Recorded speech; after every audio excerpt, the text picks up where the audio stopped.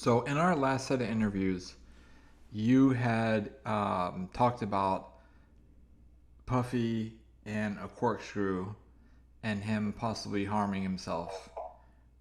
Since you did that, I looked into it a little bit and I saw where Gene had spoken about it, and he had always said that it was Kim Porter who allegedly took the corkscrew and, cut Diddy on his wrist.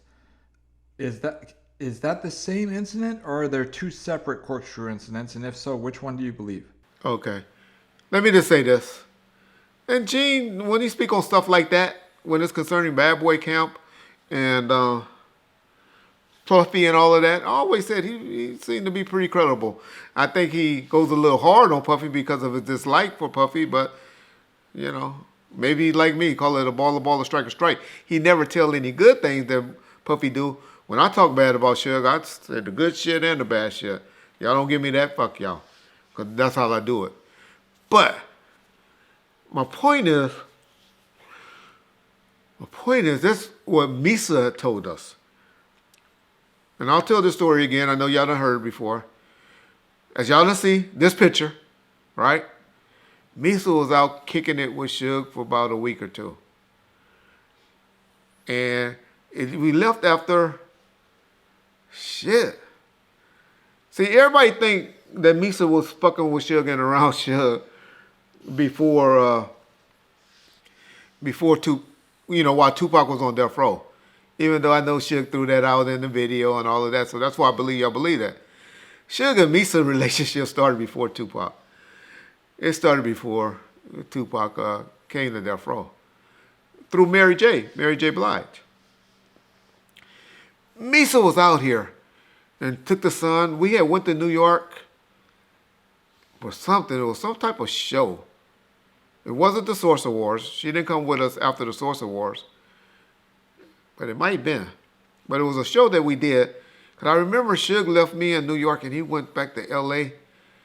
And I was staying out there because he just did a quick turnaround to do some of his bullshit. Y'all ever get that story out of me? That would be a good one. And David Kenner gave me some money to take to Misa because she lived out. She didn't live in the city. Like she was with her parents' house and like, I remember the car service took me out somewhere that was kind of far. It was a house that was like in like Lone Islands or somewhere like that. And I took and delivered her some money. And then right after that, she came out to California with us. And so Misa was out there kicking it, and Puffy mother kept calling up to the office, going crazy like, fuck Misa, we don't care, but please send my grandson home. Puffy's out here going crazy, talking about killing himself and shit. And going crazy. So, we was all laughing. Suge thought that was the biggest.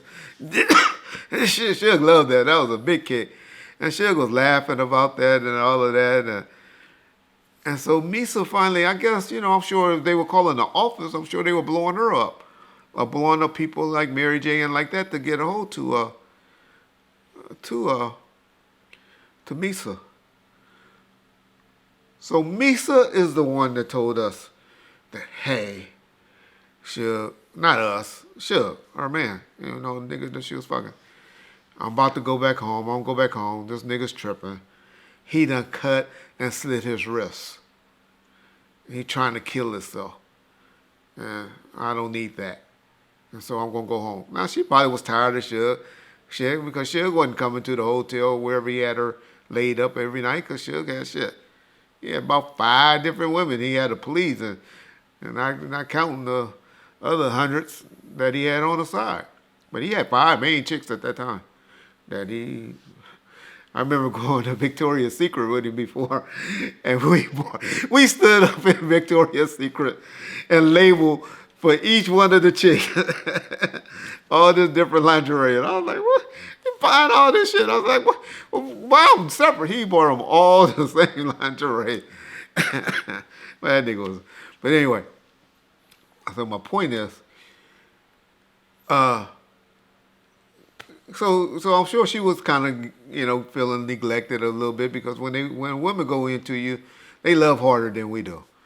They usually go all the way in, and I think that was her excuse to go back home. Whether it happened or not, I don't know.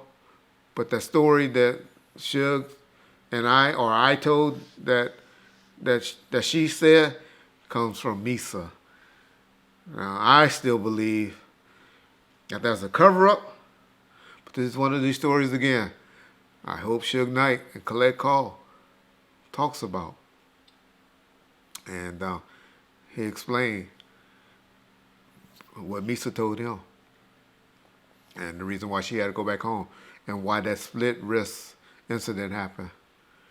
But the way Gene explains it, over there on my boy Cam Capone show, shout out Cam Capone, that was a great interview.